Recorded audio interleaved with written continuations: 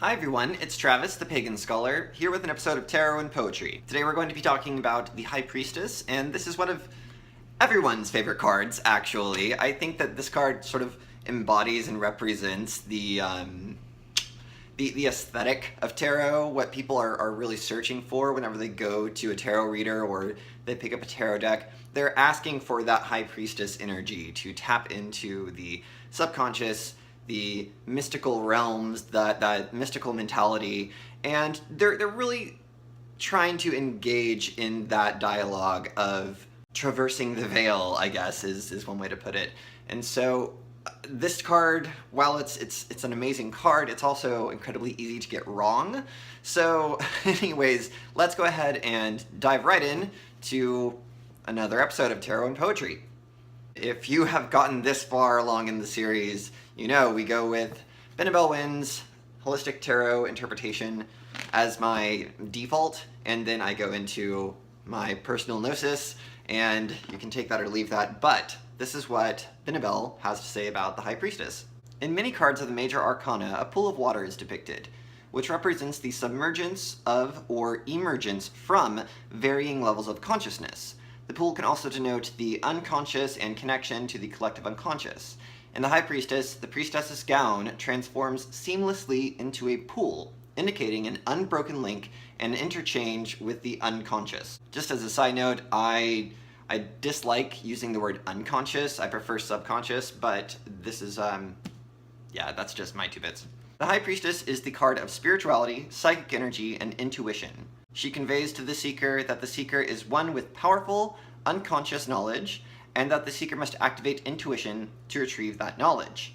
There's also a shit ton of symbolism in this card. There's 2 pillars. We'll get into that when we look at the actual physical card. But yeah, so basically I'm copacetic with this interpretation.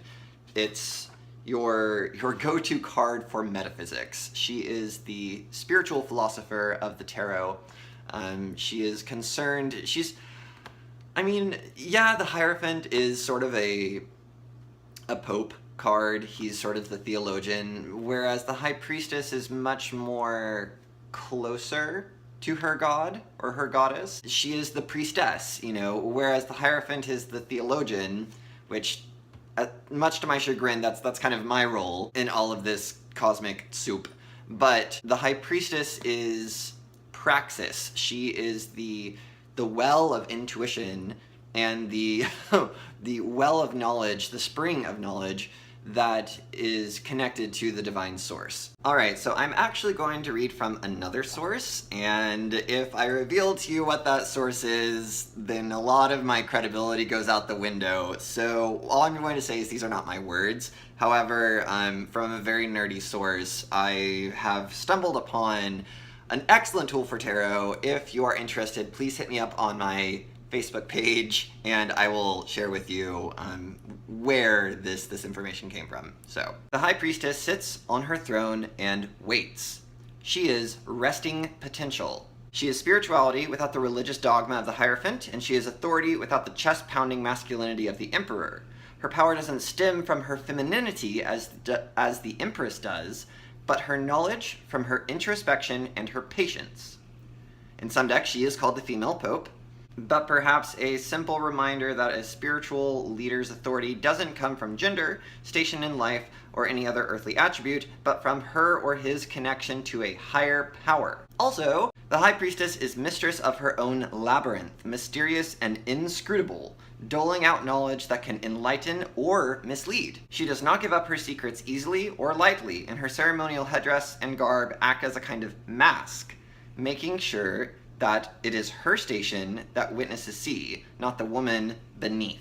So there's just a lot of really cool things going on in that interpretation, and I have incorporated that into my readings of the High Priestess. Alright, now we're going to talk about the physical cards, different representations of this. So first up we have the Rider-Waite-Smith deck. Reading straight from Benebell one more time.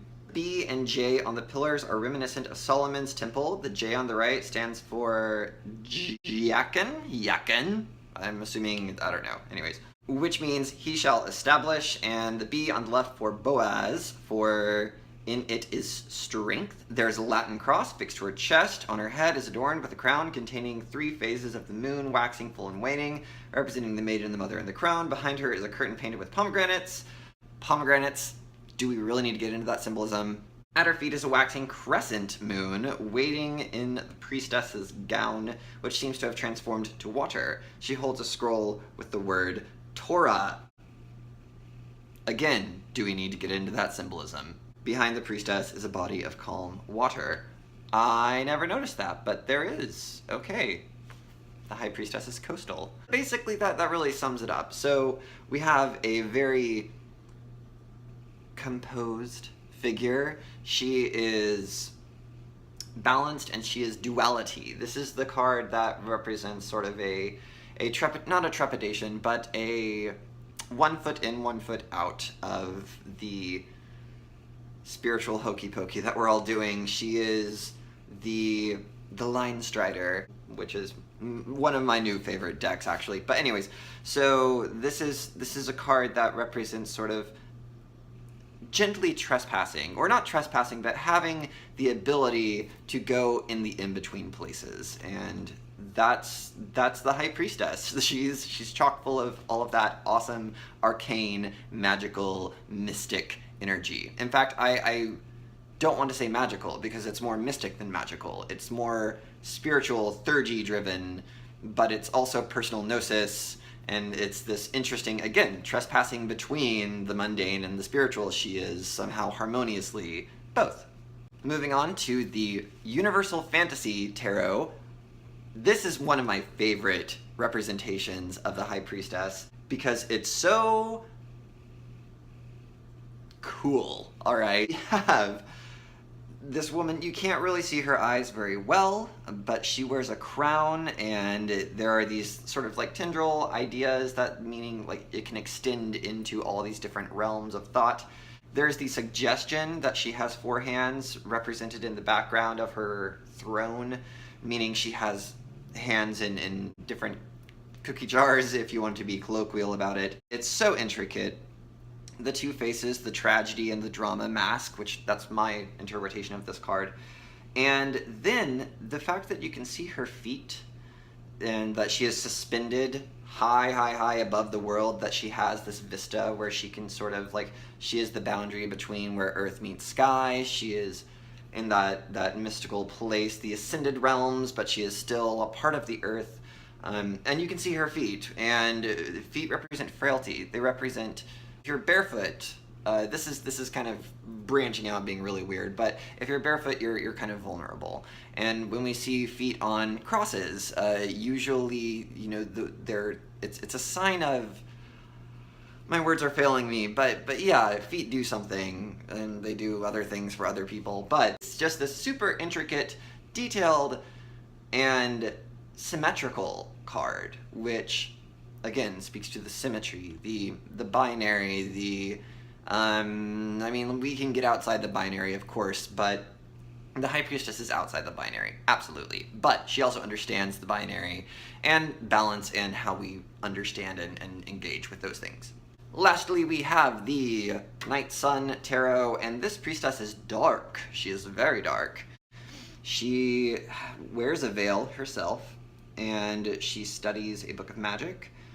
She holds the egg of the hatched Empress and the grown Emperor bird in this specific deck. She holds the egg, and again, that represents sort of potential. Above her, it's a crown of divinity, probably Isis, and just gonna guess that. But what I love the most about this is at her feet, her heart is in a cage, and it represents sort of this idea that it's not necessarily emotions, it's intuition.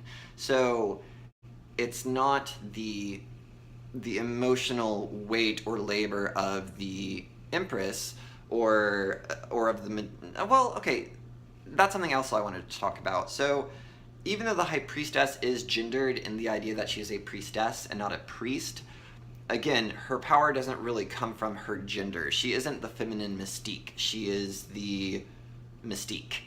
That's like it, point. So she is Mystique, and it's not just her emotions. She has more strength and authority than just her emotions. She also has an intellectual authority, so she is balanced and connected. Not that emotions are not strong, but that's yeah, anyways. Alright, I have had a really hard time figuring out the poem for the High Priestess because, again, she is very easy to get wrong. I immediately went to Sylvia Plath, Lady Lazarus, all that. Anne Sexton was another second choice. She? Her? I can't remember the poem, but... no, wait, hold on. Her Kind, okay. Yeah, Her Kind would have been a really good poem for that. You can look it up. I'm sure it's readily available on the internet. Elizabeth Bishop is another great poet for that High Priestess energy. My personal favorite, Adrienne Rich, feminist goddess of amazing poetry. However, I found a contemporary poet. She is still alive, or he. I don't even know who wrote it. Anyways, in Rattle, I'm actually thinking about submitting my poetry to this magazine myself, but when I read it, it was not necessarily the High Priestess in the card. It's the High Priestess in life. Like, when you see that person and you're like, that person is the sun, or that person is justice, or that person is strength. You know, I read this poem and this was the High Priestess. So, without further ado, Leela Chatty, My Mother Makes a Religion. My mother makes a religion to replace the old gods. Scripture gleaned from the backs of magazines, stars, she follows horoscopes like commandments, tells me, Leela, you'll be lucky in love this month, but watch out for the eyes of strangers, whatever that means. A cigarette waved like a censer through the air, calligraphy of smoke. My mother rubs oil for wishes on her wrists in the dark aisles of the Wiccan shop she loves so much. Except for the tarot cards and candles shaped like dicks, she has limits, and won't pass any open water without first sinking in a coin. She insists on fortune cookies, but only believes the ones she likes. My mother stays wary of magic, forbade me late-night Ouija conversations, but once paid $30 for a psychic to summon her sister, then cried. A child, I heard the Trinity wrong, thought God was a ghost, her faith a haunting. But now I know God is just like any man, shifty and often late. God's like a bad dog that won't come when he's called, and my mother waits for no one. Summers, her holy months. She lies by the pool and anoints her own good self with her own good sweat. Her wet palms turn tabloids to birds, the pages ruffled, and she tilts her face defiant towards an empty sky. In these moments, I'll believe anything she tells me, still and radiant, as a painting of a saint, halos in her sunglasses and the future sleek and spread in her hands. My mother, seer of the week ahead. My mother, the miracle that will save herself.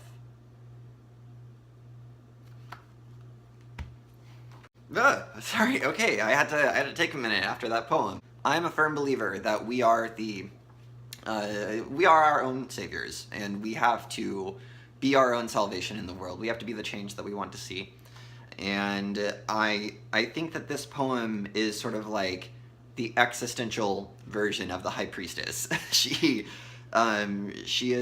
makes her own religion. It's not exactly your typical interpretation of the High Priestess, but she is the High Priestess of herself. And that's what I love about this poem. It speaks to that personal autonomy, that spiritual autonomy, that we have to do it ourselves. We can't just wait for... That's a fantastic line. God's like a bad dog that won't come when he's called, and my mother waits for no one. Ah, it's so good. But now I know God is just like any man, shifty and often late. And there's a humor to it that I think the High Priestess has a good sense of humor. I think that she's usually depicted solemn and very, like, no nonsense, but I think nonsense is part of being able to trespass and have one foot in both realms. I think being able to laugh at oneself is very important and not take oneself so seriously. And so the lines, the Wiccan shop she loves so much, parentheses, except for the tarot cards and candles shaped like dicks, she has limits. So it's fantastic. It's playful, which is part of duality. You know, you can't have solemnness without playfulness. And so that, and just the fact that the cover of the magazine, this is like $6 at any bookstore. Rattle. Just the cover of this edition is peacock, and it's got all these High Priestess colors going on. I thought it was apropos, and so I wanted to share it with you. I have left a link to the poem in the description below. Please tell me your thoughts on the High Priestess, on other poems you think represent the High Priestess that might have been appropriate, that you feel are better embodiments of the High Priestess, your interpretations of the High Priestess. I feel like a lot of people really love the High Priestess. It's one of the really just archetypal best tarot cards. It's an archetype of archetypes.